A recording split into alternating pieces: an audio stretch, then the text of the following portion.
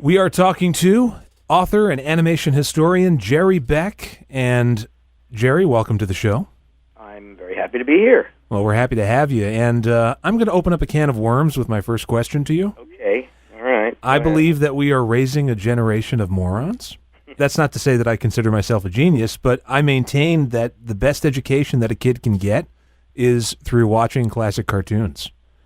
I mean, I probably would never have known that there was such a thing as World War II had there not been for classic cartoons. And classic music and yeah. And all the history that's contained, even the cartoons that make fun of American history and world history and literature and even things like like Uncle Tom's Cabin, but all that stuff. It's pretty much a reflection of everything that happened is contained in those cartoons, and we were kind of fed it, but we didn't know we were getting an education. I think like you're saying, I don't think I even really learned that for decades later, and I realized in life that I know that because of that cartoon. Right. It's come up so many times. Case in point, so many classic cartoons would reference radio shows that were popular, like Henry Aldrich on the Aldrich Family, and it's like piecing the puzzle together. Yeah, well, it's like my favorite cartoon for years. I mean, my favorite cartoon. Don't even ask me right now. It changes all the time. Like what my favorite in the old cartoons, the old theatricals. But my favorite for a long time was, and it's still a great one. It's way up there for me. Is Book Review. You know that one with Daffy Duck? Yeah. It's a Bob Clampett cartoon, and it became my favorite even when I had no idea what was going on in it.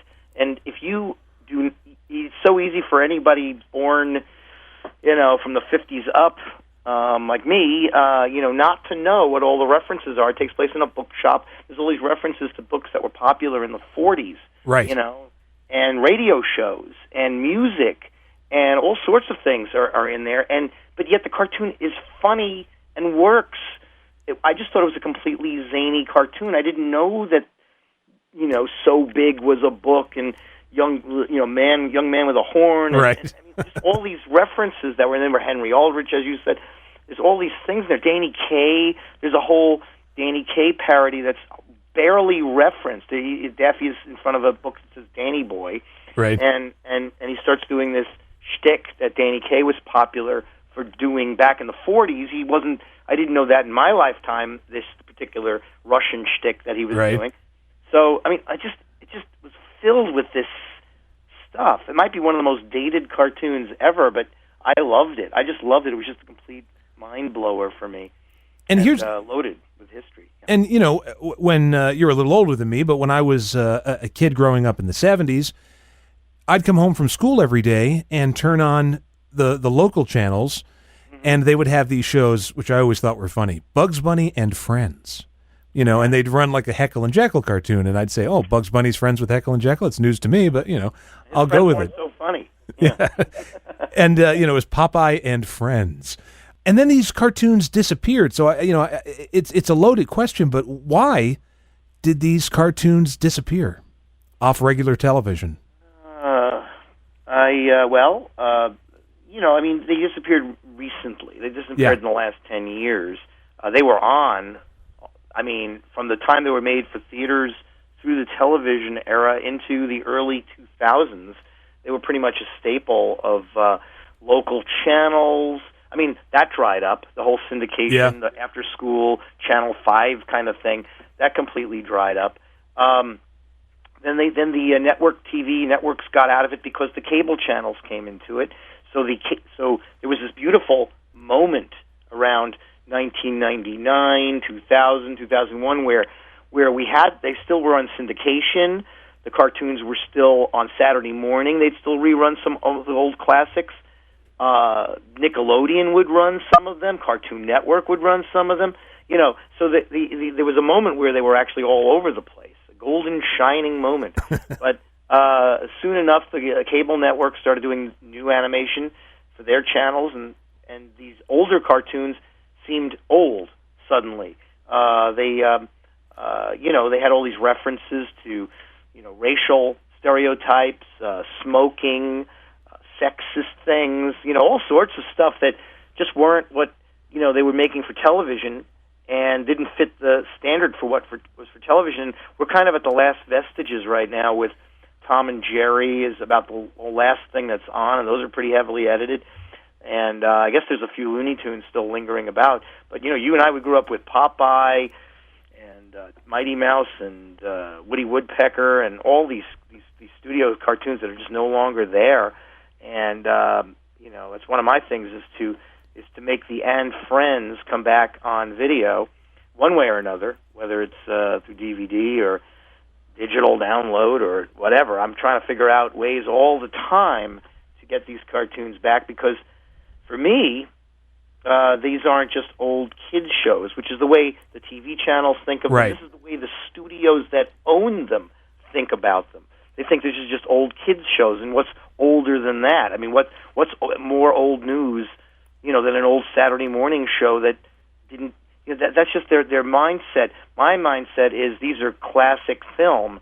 There's some bad ones, there's some good ones, but there's some more good than bad in these things. These are classic American films. Short subjects, yes, animation, yeah, but they should be treasured. And that actually brings me to doing my plug that I absolutely get it in. Do. My plug that I'm very proud to be co-hosting an evening of rare animation on Turner Classic Movies, October 21st, and it's a Sunday night, and it's part of a campaign. I've been trying to get more of this attention to the classic cartoons because there was really nowhere else for them to go. Right. And the only place that's actually out there is Turner Classic Movies. They are the only place that really values classic American movies, and that's what these films are. And so we're showing a selection, and we're hoping that we get.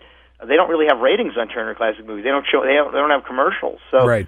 Trying to create some buzz for it so that they'll have me back. Or I don't care if I'm back or not. I want cartoons on Turner Classic Movies to be a regular thing. And I hope everyone out there will spread the word and go on their chat boards, their forums on tcm.com, and tell them that you want to see more of this because otherwise it's just it's going to become like like the old silent films from the teens or right. something, which shouldn't be neglected as well. But there's really no outlet for this. It's just going to become ancient and just the stuff of us old timers, and this stuff is timeless. That's the great thing about animation, is that it's as they say, evergreen. It doesn't, if it's restored and if it looks great, and even the ones that are a little funky in terms of their older qualities, anyone can enjoy them at any time. A kid of today can enjoy classic cartoons. Of course, us older people now, right? We can enjoy them at any time. They're still great. People don't say this about The Honeymooners or I Love Lucy. Those are still classic shows right. as well. And so that's how I see these films, and that's the end of my plug. So well, no, I'll tell you. I mean, that's a great venue to do it. In a way, I'm sort of, it's a catch-22. On one hand, it's like thank God for Turner Classic Movies because otherwise these movies would disappear. And on the other hand, you have to sit there and think, how does a network executive get away with saying, well, this is not something that our viewers want to see, when meanwhile in the 70s, I'm watching Laurel and Hardy. I'm watching Bugs Bunny cartoons. I'm watching Abbott and Costello. These shows were on all the time. Oh, yeah. Everybody watched them. Every kid watched them, but we didn't grow up to be racists. We didn't grow up to be, and all of a sudden, it's like the hammer comes down sometime in the 90s, and then it all disappears. And, thank God, and I say this as if like I'm, on my knees bowing to you, but thank God for what you're doing in trying to keep it alive, because it saddens me that my niece, is missing out on classic Looney Tunes and classic Tom and Jerry. And if you don't have Turner Classic Movies or you don't have a decent DVD store near you, you're kind of screwed as a kid. Yeah, I mean, the flip side, and everything you said is absolutely true, and I completely agree with you. But there is the other flip side is that we are living in an era. We didn't have this when we were kids, right? But we are living in an era of DVD, and I have to say I've been very proud to be part of some DVD sets where the restoration of some of the cartoons, like if you've gotten the Popeye, yeah, sure did, got all of them, and we never saw them like that in our entire life. They look better than they've ever looked in our lifetimes. I mean, they look like they were just made from the original negs. That's how the Looney Tunes have been done that way. I'm working now with Columbia Pictures with their UPA cartoons, and so on the one hand, we've got in some ways we've got some greater access and better quality. On the other hand, it's not like it was back then when we came home and there was this window on the world for us, the television, that would show us this stuff. We didn't even know what we were getting, and it would come up. There's no place to do that. You kind of, as a parent, have to show it to your kids today. I mean, that's just the way it is. And we have the internet now, and it seems like a lot of it's pouring out on the YouTube and all that. But unless someone knows where to look, right? That's the key. You know what I'm saying? Yeah. Unless they know where to look, you can't just turn on the internet and suddenly today you're getting a great Laurel and Hardy and Bugs Bunny cartoon. You're going to have to go out of your way to look for it, and knowing that there's hundreds of them, it's a little daunting. You kind of need someone to be the DJ, so to speak. Right. They curate it is what we say. To curate. That's something else I do in L.A. I'm in L.A. and I do a lot of shows locally at some of the repertory theaters, the museums. Sometimes I go around the country to festivals, and I curate programs of classic cartoons. And for Comic-Con, I even do a show called The Worst Cartoons Ever, where I just show lots of junk. Right. But it's fun, but you need someone to curate the material and present it. I mean, I still remember. I come from New York, and I back in the '70s in New York, there was my friend Greg Ford was doing this at the time in New York City. He did shows at the Museum of Modern Art, the Whitney Museum, and others, and he did a show. He did this incredible show. I wish I could remember what year it was, where it was just it was like pretty much Warner Brothers cartoons and all Hollywood cartoons. It was like weeks and weeks and weeks of like 20 cartoons at a clip. I mean, it was really too much for any normal audience, but he ran all kinds. But he curated. He picked like his favorites from. Today we're going to look at Bob Clampett's. Today we're going to look at Chuck Jones. It was like a college course, but there were no such things then. Right. And it was really cool because even though I was watching him on TV and we didn't have video back then. If you were lucky, you could maybe collect film, and that was kind of an underground thing back in those days. Right, the 16 millimeter stuff. 16 millimeter, right. But we'd have to wait for somebody like Greg to curate some incredible program like this, and then we all come down and watch him and laugh our asses off and see him in a movie theater. There was an experience. Yeah. You know what I mean? That's another story. I remember once I've been going to comic conventions, since I'm from New York, so they started in New York in the 60s. Right. And I actually went as a young teenager to some of the earliest ones in the late 60s. And I remember around 1970 or so wandering into the film room where they were running old serial chapters and, superhero films. And they ran a Looney Tune. I still remember it was Birth of a Notion, which is a Daffy Duck, Robert McKimson cartoon where he's trapped in a house. The Peter Lorre caricature has him trapped and wants his wishbone. And I still remember they ran that particular one.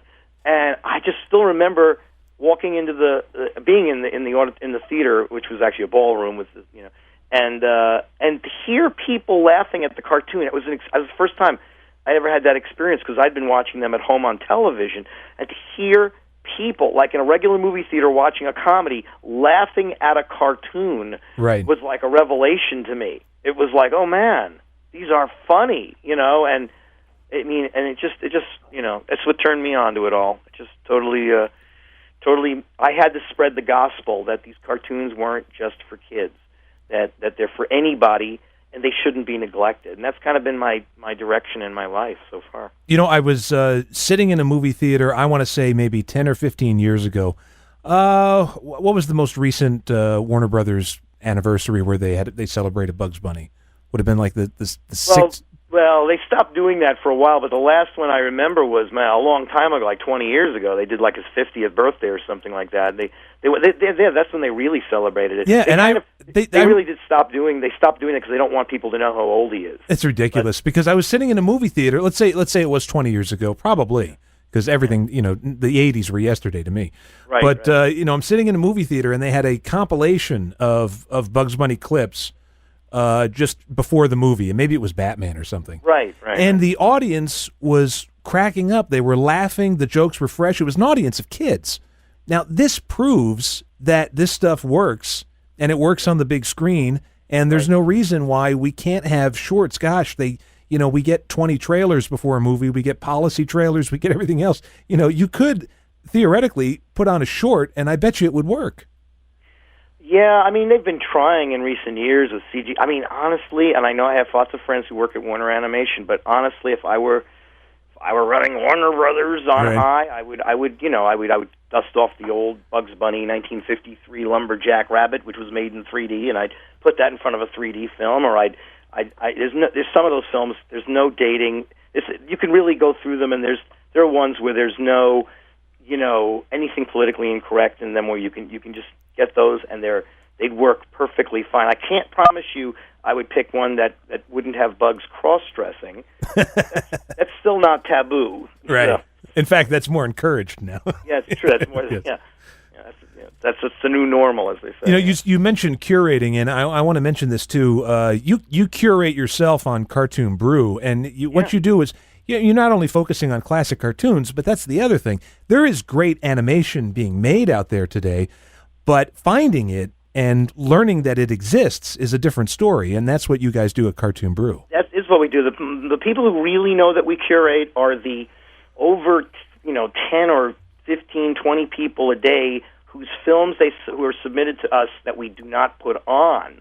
Those people know, these guys are actually curating this, because we actually get a lot of submissions on a daily basis. I mean, it's a full-time film festival as far as I'm concerned. Right. And we get submissions from a lot of people.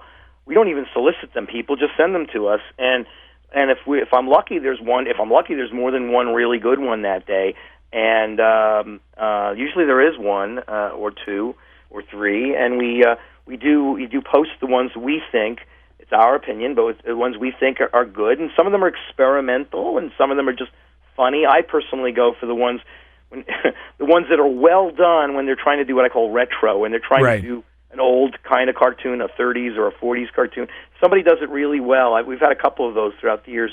Man, those I love those. I have a music video on there called "Got Me a Beard" by a Australian folk rock quartet called the Beards. They're a group that only performs songs about beards, but they have a very funny animated video that went with one of these songs, and it's cute, it's clever, it's a little bit in the style, let's say, visually, it's in the style of Adventure Time, maybe that new show that's on that I like a lot.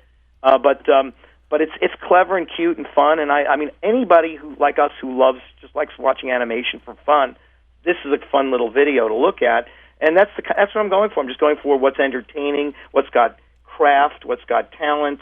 Does it hold my attention? Even if it's an abstract thing, if it holds my attention, doesn't bore me, and is artistically interesting, I'll share it with everybody else. So yeah, thank you for noticing that we do that. Yeah, Cartoon Brew, and again, October 22nd. You said you're going to be on TCM. No, October 21st. 21st, okay. Sunday night from East Coast time. It'll start at 8, and it'll be starting at 5 in the West, and it'll be all night. And we're going to show everything from silent animation to Gulliver's Travels. Okay, so cartoons. Features are in there too.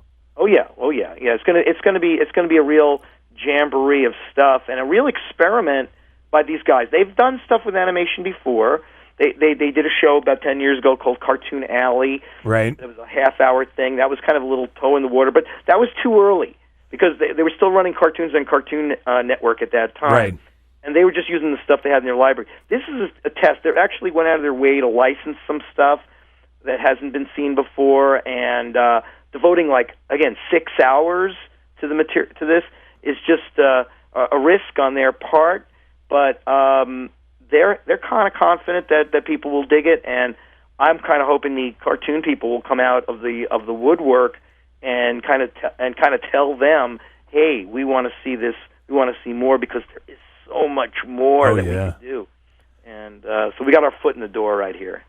So. Very quickly, obviously you've authored so many books about animation. I think your most recent one is the Flintstones book, right, from last year?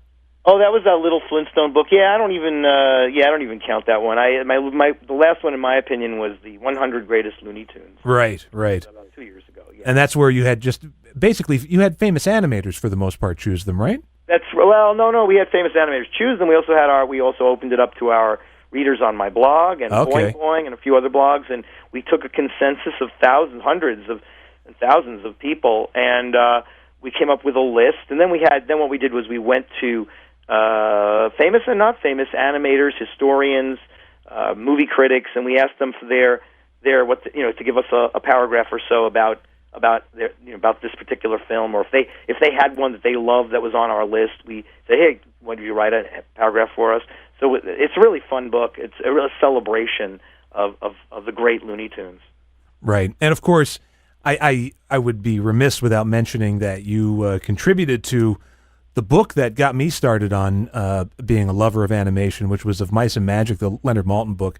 What was that, 1980?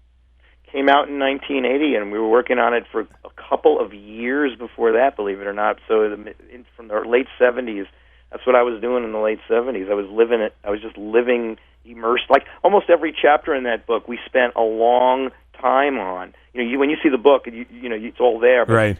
There hadn't been a book about Terry Toons. Right. You know what I mean? Or any MGM. There hadn't been anything written about any of these other studios. Disney, of course, there were, but there wasn't anything. So we had to do really original research and information. I mean, the lists in the back of all the cartoons, this all took a long time to do, but at the time, there wasn't internet, there wasn't blogs, there was no one out there. We didn't know if there was anybody out there waiting for this. We just kind of started to work on it,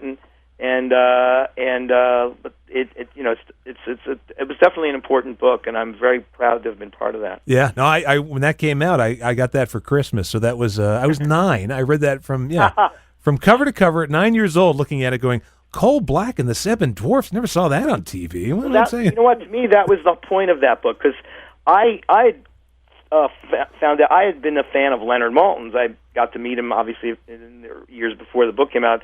But before I met him, he had been writing books. He did the Disney films. He did a great book called the Movie Comedy Teams and the Great Movie Shorts. Oh, yeah. And I had gotten those books before I even met him and read them, and I loved what he was doing. I loved that he was introducing me in print to these films. And the thing is, he had a great way of kind of, in those books, of really kind of going pretty thorough in a concise way about each film and about who these people were, and really good choice. I even like things like the choice of illustrations.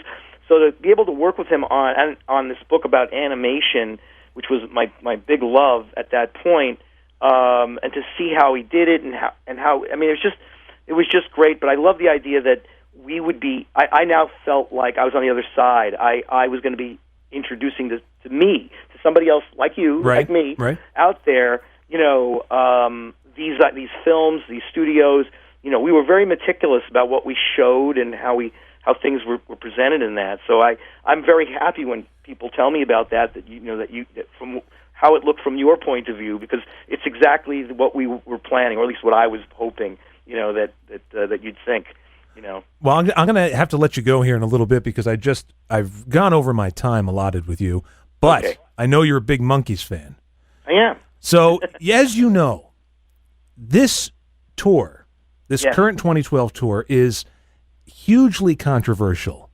Now, this came as something of a shock to me, because I thought to myself, this is great. What a great thing for the 3 remaining guys to come together and do some shows. Not a big tour. It's only like 12 or 13 dates. But you hear so much controversy from people saying, how can they do this without Davey? It's a shame.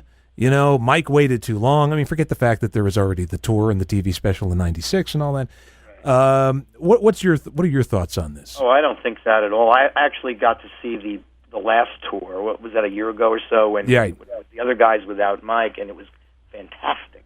It was really, really good. I think it's too bad Davey isn't here because they've really hit something now at this point. I've been to other Monkee performances in the past, and it was always felt like they were coming out and doing their hits, and yes, that is part of this show, but they're so comfortable in their skin now. On that last show, Mickey was particularly good. It's almost like there was a little bit of like the time had passed. They're doing their own thing. They're their own people now, and they're just going to sing them the way they would sing them today, and they were great. I don't feel that controversy. I actually thought after I saw it last year, the other three, I actually thought that Mike might have been in the audience during the LA one, maybe incognito, saw how good they were, and was probably reconsidering being with them again. That's what I like to think. Maybe I'm wrong and I know nothing, and I don't. But I don't know. But I just think that the act is legitimate. It isn't just just some oldies tour. It's a legitimate act now with a version that it is now. And maybe when Davey died, we all realize life is short. And if I don't do this one more time, might be what he was thinking.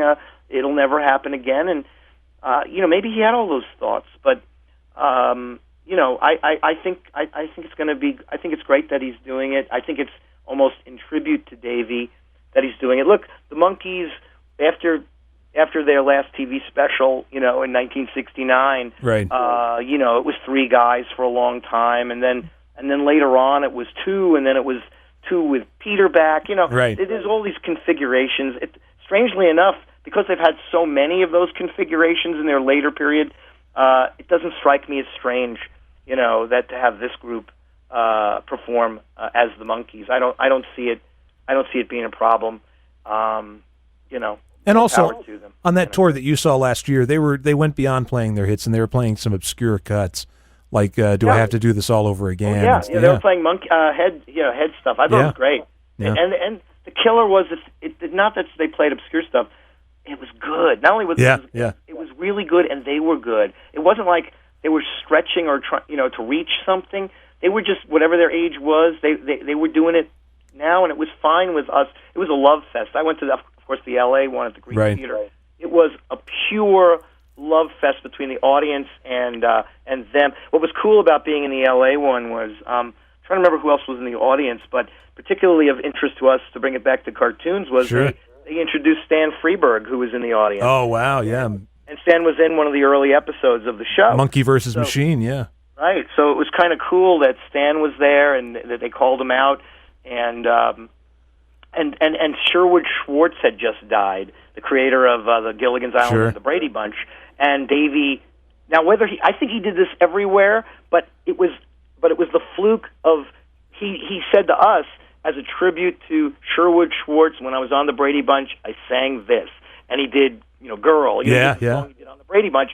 But I have a feeling he was singing that anyway as part of the tour. But I didn't know that, and the thing is, Schwartz had literally died the day before, so it really felt real. It felt like a real thing, and so the whole thing came off just incredibly sincere, and really put a smile on my face. And I'm hoping to relive that on this new tour. Yeah, it promises to be good. Jerry, what's going to have to happen is you're just going to have to come back sometime on this show.